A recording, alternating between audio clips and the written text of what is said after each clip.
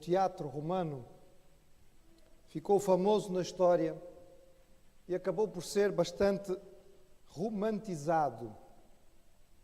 Há não muito tempo foi feito um filme que recordava esta realidade a respeito dos gladiadores romanos e apresentou o gladiador como uma espécie de herói do circo romano, um atleta de habilidade notável, um mestre da luta e das artes marciais. A verdade a respeito da arena romana e dos gladiadores é, no entretanto, bem mais crua e, permitam-me dizer, estúpida do que aquilo que se vê em muitos filmes. A maioria dos gladiadores que subiam ao circo romano tinha muito pouco treinamento. Havia um grupo de elite que recebia alguma preparação e que participavam de lutas encenadas, um bocadinho parecido com algo que aparece hoje em dia em alguns lugares. Na verdade, ali não havia grandes riscos e as próprias armas nem sempre eram armas de corte que pudessem matar. Mas aqueles que faziam parte do grosso da camada dos gladiadores eram normalmente escravos, condenados à morte, que ficavam separados para o fim dos jogos, quando o povo já estava aborrecido com as outras demonstrações circenses, cansado e queria ver sangue. A arena romana ficou famosa por isto, lutas até à morte. E para isto não valia a pena gastar muito tempo em termos de investimento. A maioria destes que assim lutavam tinham sido condenados por vários crimes ou, uma grande parte deles, tinham sido trazidos como prisioneiros de guerra pelos generais romanos vitoriosos. Tinham desfilado por Roma, normalmente na parte de trás da grande coluna, onde o general romano vinha à frente a celebrar a sua vitória, e eram separados e guardados, destinados à morte. A maioria deles não sobrevivia a uma ou duas aparições no teatro. Uns poucos ficaram eventualmente famosos, para centenas que morreram em frente ao povo, testemunhando de uma cultura que rapidamente perdia a noção do valor da vida humana. O apóstolo Paulo conhecia bem esta realidade e conhecia bem este espetáculo. Ele sabia que os condenados à morte que lutavam para sobreviver eram considerados a escória da sociedade, como animais, e por isso mesmo eram expostos desta maneira. E ele vai usar esta figura tão pesada para tentar dar uma lição e ajudar os crentes da igreja de Corinto a chegar à razão. Convido os irmãos a abrirem as suas Bíblias.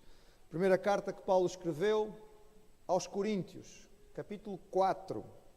Nós estamos a meditar nesta carta já há algumas semanas e hoje nós vamos ler a partir do versículo 6. Paulo tem estado a trabalhar com os crentes de Corinto por causa da divisão da igreja. Ele começa esta carta deixando claro que esta igreja o entristecia porque ela estava partida em grupos, em blocos. E havia um grupinho que dizia nós somos de Paulo, e outros diziam nós somos de Apolo, e outros diziam nós somos de Pedro, e a igreja estava a correr para a desintegração. E Paulo usa expressões muito fortes para tentar mostrar à igreja que eles estão errados. E falando dele mesmo e de Apolo como líderes da igreja, ele dizia, nós não somos mais do que servos. E eu disse aos irmãos, da última vez que vimos esta parte do início do capítulo 4, que a palavra que ele usa no grego é uperetes, que significa o escravo mais baixo, que era aquele que era colocado nas galés, nos barcos romanos para remar, sem valor nenhum. E Paulo então explica porque é que ele usou este termo e porque é que ele está a usar esta ilustração. Verso 6. Eu, irmãos, apliquei estas coisas, ou seja, estes exemplos, por semelhança a mim e a Apolo, por amor de vós, para que nós aprendais a não ir além do que está escrito, não vos ensoberbecendo a favor de um contra outro. Porque quem te diferencia? E que tens tu que não tenhas recebido? E se o recebestes, porque te glorias, como se não o houvesse recebido? Já estás fartos? Já estás ricos? Sem nós reinais, oxalá reinasseis, para que também nós reinemos convosco. Porque tem para mim que Deus a nós, apóstolos, nos pôs por últimos, como condenados à morte, pois somos feitos espetáculos ao mundo, aos anjos e aos homens. Nós somos loucos por amor de Cristo, e vós sábios em Cristo. Nós fracos, e vós fortes. Vós ilustres, e nós vis. Até esta presente hora sofremos fome, sede, estamos nus, recebemos bufetadas, não temos pousada certa, nos afadigamos, trabalhando com nossas próprias mãos, somos injuriados e bendizemos, somos perseguidos e sofremos, somos blasfemados e rogamos, até ao presente tempo temos chegado a ser como o lixo deste mundo, como a escória de todos. Não escrevo estas coisas para vos envergonhar, mas admoesto-vos como meus filhos amados, porque ainda que tivesses 10.000 aios em Cristo, não terias, contudo, muitos pais, porque eu, pelo Evangelho, vos gerei em Jesus Cristo. Admoesto-vos, portanto, a que sejais meus imitadores. Por esta causa vos mandei Timóteo, que é meu filho amado e fiel no Senhor, o qual vos lembrará os meus caminhos em Cristo, como por toda a parte ensino em cada igreja. Mas alguns andam inchados, como se eu não houvesse de ter convosco, mas em breve irei ter convosco, se o Senhor quiser. E então conhecerei não as palavras dos que andam inchados, mas a virtude, porque o reino de Deus não consiste em palavras, mas em poder. Que quereis? Irei ter convosco com vara ou com amor e espírito de mansidão? Vamos olhar para este texto, irmãos. Como já vimos nesta carta, Paulo fala de uma forma muito franca, muito aberta. Nós temos outras cartas de Paulo em que ele é muito mais polido, porque escrevendo a igrejas que ele não conhecia, como por exemplo a carta aos Romanos. Mas aqui ele está a escrever para uma igreja que ele conhece. Ele fundou a igreja de Corinto. Conhece grande parte destes crentes. Sabe quem são os problemáticos que estão a causar dificuldade. É por isso que ele fala com tanta abertura. E no raciocínio dele, ele começa a dizer, olha, estes exemplos que eu vos dei, chamando mesmo os servos do Senhor, de escravos do nível mais baixo, eu usei o exemplo para mim e para Apolo. Somos os líderes. Para quê?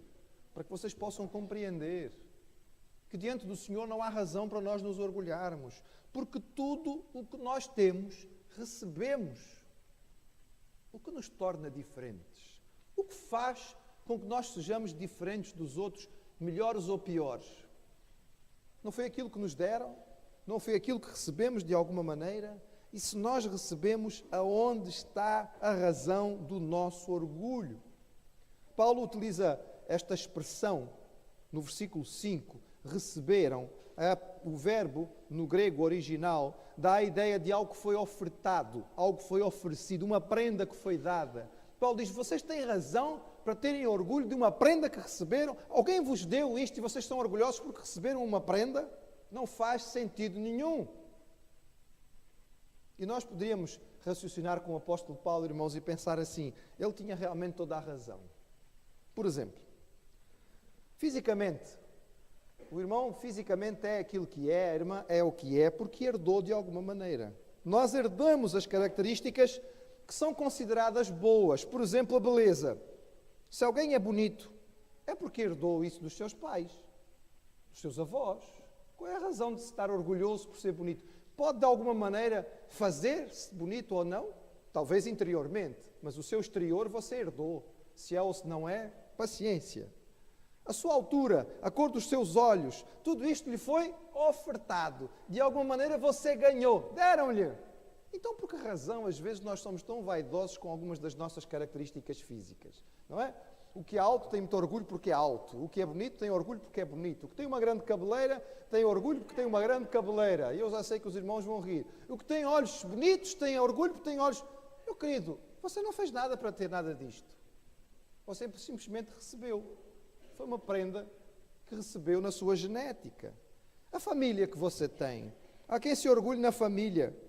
E é verdade que ela é um presente de Deus. E é verdade que nós temos que fazer uma parte do trabalho para que a nossa família seja uma família unida e abençoada. Mas, por outro lado, diga-me uma coisa. Quem foi que escolheu a família onde nasceu? Nenhum de nós. Se nós tivéssemos nascido entre os aborígenes da Austrália, ou entre os pigmeus, lá do meio da floresta do Congo, ou entre aqueles indígenas perdidos ainda na selva amazónica da América do Sul, se calhar a nossa vida ia ser bastante diferente do que é hoje. Mas você nasceu na família em que nasceu.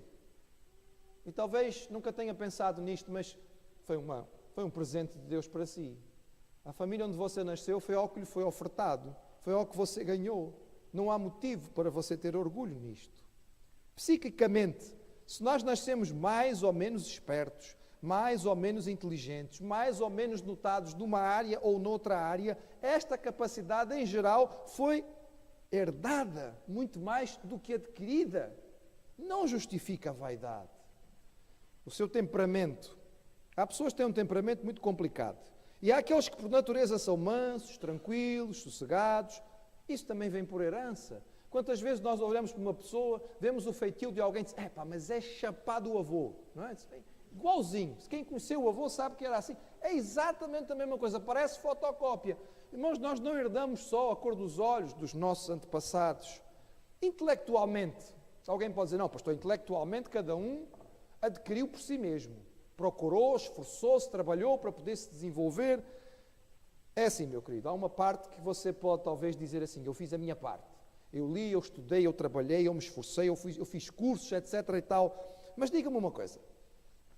Você fez muitos cursos, maravilha. Quem foi que lhe deu as aulas? Ou você fez os cursos sozinho? Não, eu fiz os cursos sozinho. Ninguém me deu aulas. Eu aprendi sozinho. Oh, que maravilha. E aprendeu sem livros? Não, precisei dos livros para poder aprender.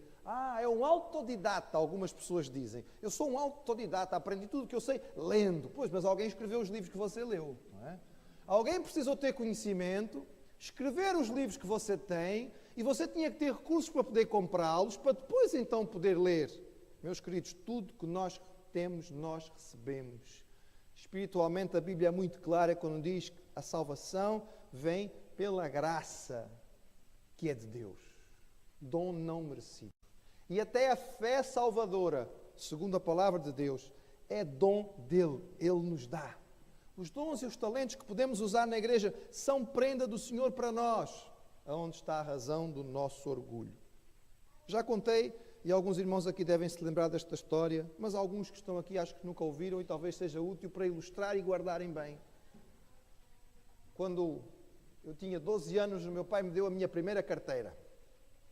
E eu fiquei muito orgulhoso, porque agora era um homenzinho, tinha uma carteira. E para que a carteira não viesse vazia, ele colocou lá algumas moedas. E mais orgulhoso fiquei, porque eu agora era um homenzinho com uma carteira e dinheiro. E logo a seguir apanhamos um táxi. E a viagem era muito curta, realmente não era muito distante, mas pronto, estávamos carregando coisas e a minha irmã era pequenina. E quando chegámos ao sítio onde era para descer, era preciso pagar ao taxista e a quantia era muito pequena. E o meu pai se lembrava que tinha-me dado aqueles trocos e com os trocos eu podia pagar o táxi. Então, ao descer do táxi, o meu pai virou-se para mim e diz, Joed, paga o táxi.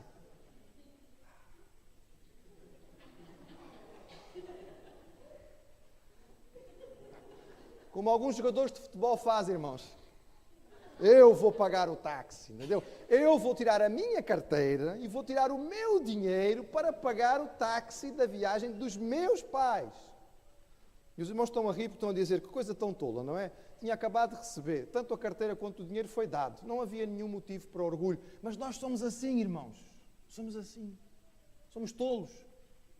E o que Paulo está a tentar dizer aos crentes de Corinto é isso. Deixem de ser tolos. Vocês são orgulhosos, porquê? Têm uma linda voz. Que bem, que maravilha. Utilize para louvar a Deus. Não é motivo de você ficar se gabando porque tem uma voz maravilhosa. Eu tenho um grande intelecto, é capaz de perceber as coisas depressa. Ainda bem, meu irmão, utilize o seu intelecto para crescer e servir ao nosso Deus com ele. Mas não é motivo para estar orgulhoso. E Paulo perguntava aos crentes, o que é que vos faz diferentes uns dos outros?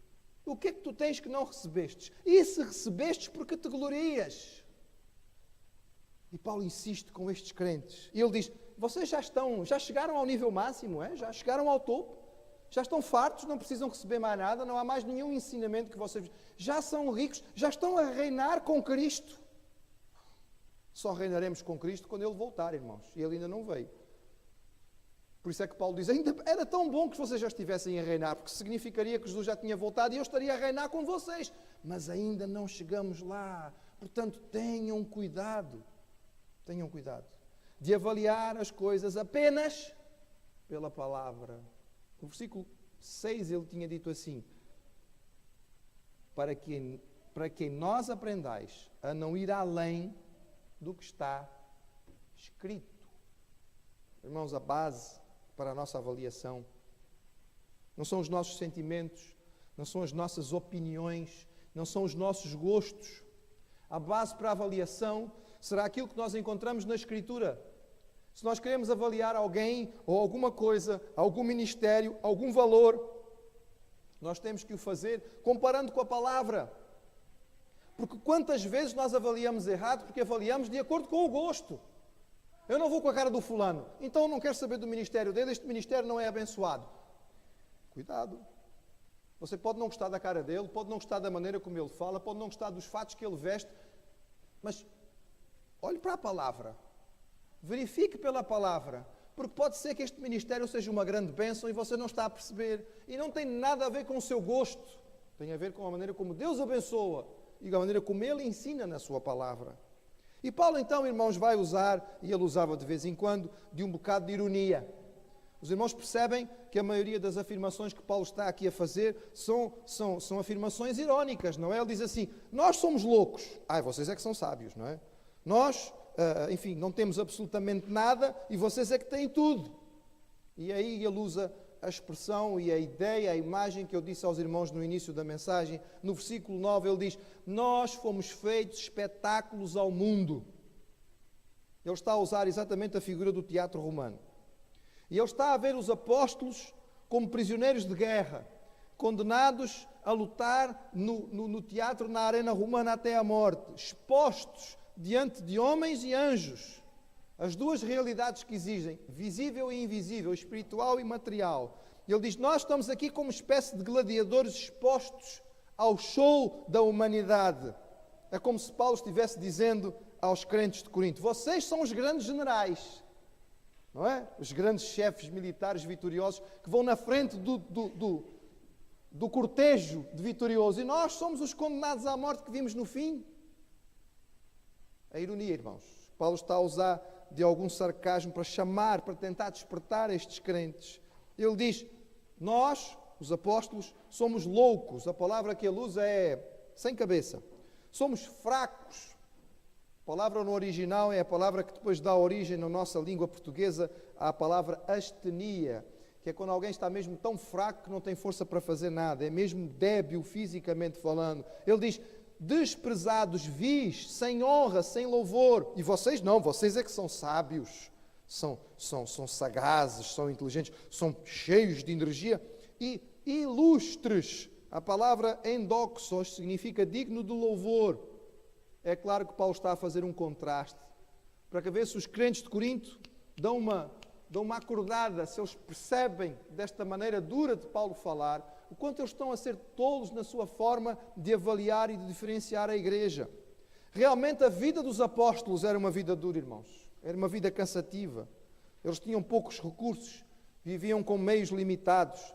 As suas roupas provavelmente não eram as melhores, de vez em quando passavam fome, tinham que dormir em qualquer condição, tinham que trabalhar com as suas próprias mãos, coisas que possivelmente alguns dos nobres gregos de Corinto, que faziam parte da igreja, não apreciariam e desprezariam. Mas apesar disto, o apóstolo Paulo diz, nós sofremos tudo isto, ao ponto de sermos considerados o lixo, a escória. As duas palavras que Paulo usa aqui são dramáticas, porque ele está a falar sobre a casca da batata, por exemplo, que é uma coisa que a gente corta e deita fora. Ou mais do que isto, quando há uma ferida é preciso tirar, não é? Aquilo que já não presta, ou pus, arrancar fora e deitar fora, é isso que Paulo está a, estas palavras que Paulo está a usar aqui. Mais uma vez ele está a exagerar, para chamar a atenção dos crentes de Corinto, despertá-los na sua consciência à necessidade de serem humildes. E talvez consciente da sua dureza, Paulo faz aqui um parênteses, um intervalo para respirar no meio desta dureza toda. E ele então diz, voltando a ser manso como pai que era e amoroso. No versículo 14 diz, eu não estou a escrever isso para vocês ficarem envergonhados. Porque ele estava a ser tão duro, não é? Eu posso imaginar se nós fôssemos ouvir o discurso, Paulo a levantar a voz cada vez mais e de repente ele para e diz, eu não vos quero envergonhar. Se eu estou a ser tão duro convosco é porque eu preciso que vocês percebam uma coisa. Vocês podem ter 10.000 professores e até ter professores que se interessam por vocês, mas pai só podem ter um. Há professores e professores, não é, irmãos? A maioria dos nossos professores não liga à mínima se nós prestamos atenção na aula ou não. Eles estão ali para debitar a matéria e no fim do mês receberem um salário. Se nós aprendemos, é problema nosso. Se nós não aprendemos, é problema nosso. Depois há aqueles professores excepcionais que de vez em quando encontramos, que até se preocupam com o aluno e querem saber se o aluno aprendeu e percebem se o aluno está desatento e vão ter com ele. São poucos, parecem alguns. Mas os pais, esses é que são responsáveis. Esses é que querem saber como é que as coisas estão. Estes é que têm a obrigação de acompanhar os filhos, ajudá-los a se desenvolver, a crescer, a aprender. E Paulo diz, vocês podem ter muitos professores, mas pai só tiveram um. Porque quem vos jurou no Evangelho fui eu. E é por isso, porque eu vos amo desta maneira, que eu vos mandei Timóteo. Timóteo era o principal discípulo de Paulo. Era aquele que ele tinha ajudado a se desenvolver desde muito jovem, talvez ainda adolescente. Era aquele filho. Nas cartas que ele escreve a Timóteo, ele fala a Timóteo como seu filho. Já que Paulo não tinha filho carnal, Timóteo era como seu filho. Ele diz, eu mandei o que eu tinha de melhor. Mandei Timóteo para ter convosco, para vos ajudar a lembrar daquilo que eu vos ensinei. Porque parece que alguns já esqueceram, estão tão vaidosos, inclusive achando que eu nunca mais vou passar em Corinto. Atenção, eu vou aí. Mas vai depender de vocês a maneira como eu vou visitar-vos. Vou-vos visitar com alegria, com mansidão, com palavras de satisfação, ou vou ter que chegar aí e ser duro, como pai que tem que levar a vara de vez em quando? A opção é vossa. E Paulo termina o seu argumento de uma forma muito clara, dizendo àqueles crentes, porque é importante que nós percebamos o seguinte, a vida cristã não se mede por discurso, mede-se pelo poder. Alguns irmãos talvez tenham na vossa tradição, aí nestes versículos finais do capítulo, a expressão virtude. Mas esta palavra virtude que aí está, no seu original, realmente significa poder. O que Paulo está a dizer àqueles crentes é o reino de Deus não consiste em palavras. Não se avalia só pelo discurso, verifica-se pelo poder. E aqui ele está a falar em poder, aquilo que acontece na vida. Porque nós não podemos avaliar um crente apenas pelo seu discurso, por aquilo que ele fala publicamente, mas pela maneira como ele está a viver. A sua vida reflete o poder de Deus? As pessoas com quem ele convive percebem nele a ação de Deus? Aonde ele vai, ele abençoa de tal maneira que as pessoas podem dizer, foi de Deus a presença dessa pessoa conosco, ou é só discurso vazio? Ou é só palavra bonita quando tem muita gente para assistir? E Paulo chama a atenção destes crentes para isto. Provavelmente, irmãos, nós poderíamos dizer que o foco principal de todo este texto é a humildade.